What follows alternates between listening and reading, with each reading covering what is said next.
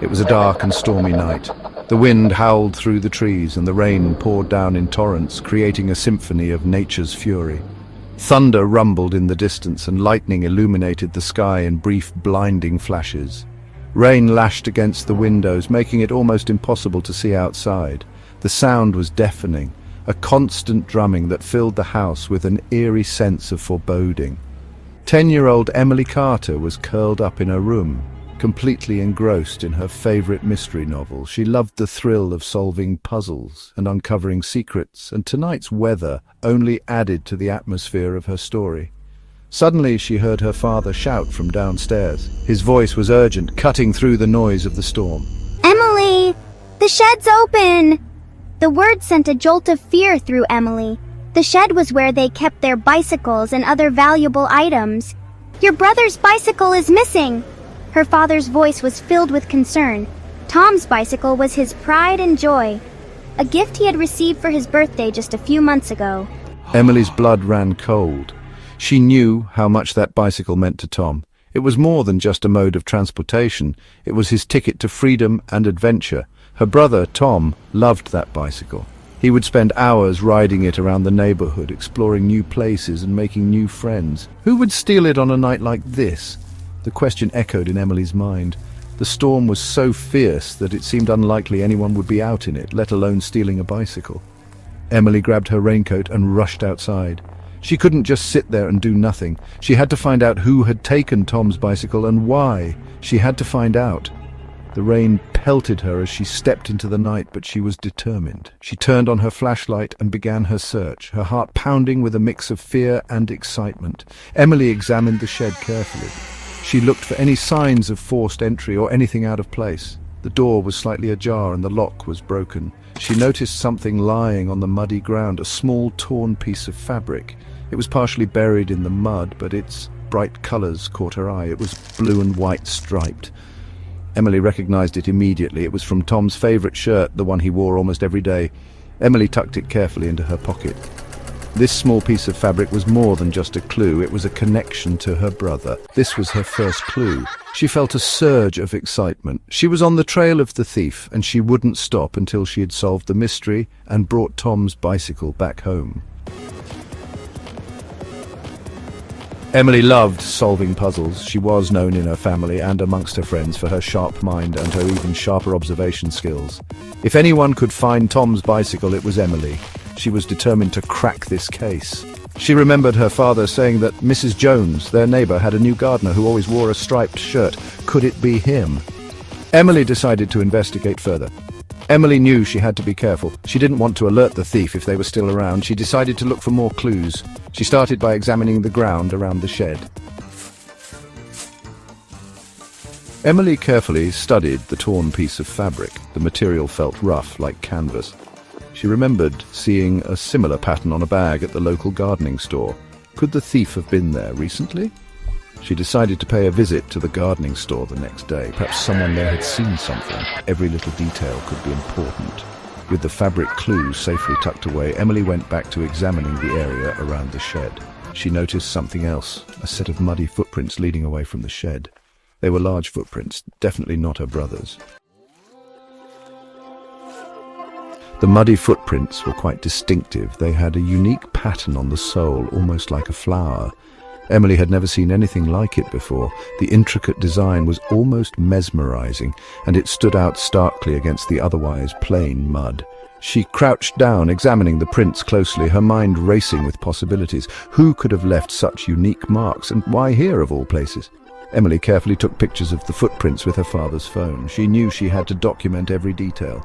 The clarity of the photos was crucial. Any smudge or blur could mean missing out on vital evidence.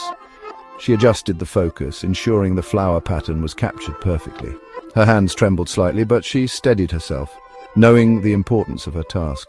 She knew this could be crucial evidence. Reviewing the photos, she felt a mix of excitement and anxiety. Each image was a piece of the puzzle, and she was determined to fit them all together. The more she looked, the more she was convinced that these footprints were the key to solving the mystery. She also remembered her father mentioning that Mrs. Jones's new gardener had been acting strangely lately. His odd behavior had caught the attention of several neighbors. He was often seen lurking around, and there were whispers about his past.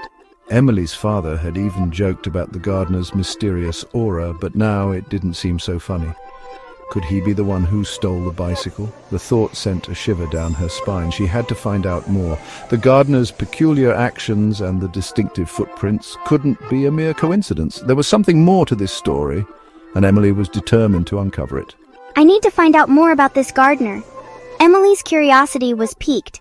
She decided to dig deeper, to understand who this man really was. What was he hiding? And why did he seem so out of place in their quiet neighborhood? She had to be careful, though.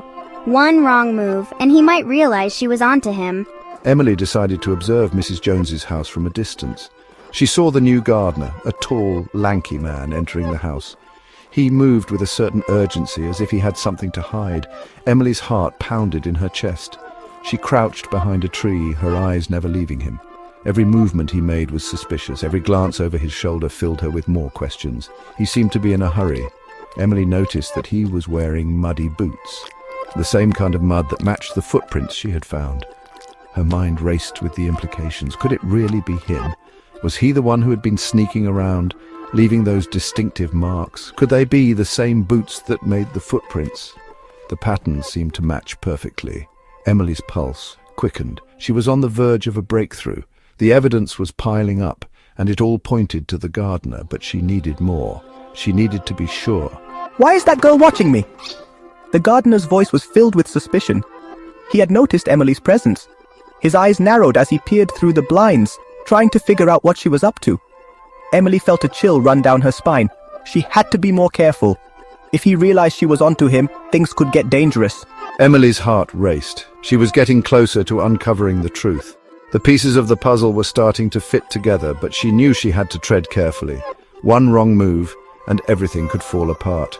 She took a deep breath, steeling herself for what lay ahead.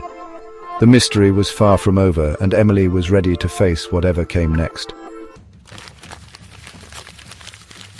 Section 5. Connecting the dots, a pattern emerges. The torn fabric, the muddy footprints, the gardener's suspicious behavior. Could they all be connected? Emily's mind raced. She decided to visit the gardening store and show them the fabric sample. The shopkeeper recognized the fabric immediately. This is from the special edition gardening gloves we sell. We only had one pair in stock and we sold them yesterday. Emily's heart skipped a beat. Do you remember who you sold them to? The shopkeeper thought for a moment. Yes, it was a tall, lanky man. He bought a pair of boots too. Emily was convinced that the gardener was the thief. She had been observing him for weeks, noticing his odd behavior and the way he always seemed to be around when something went missing. Her suspicions grew stronger each day, but she needed more evidence to be sure. But why would he steal a bicycle? It didn't make sense.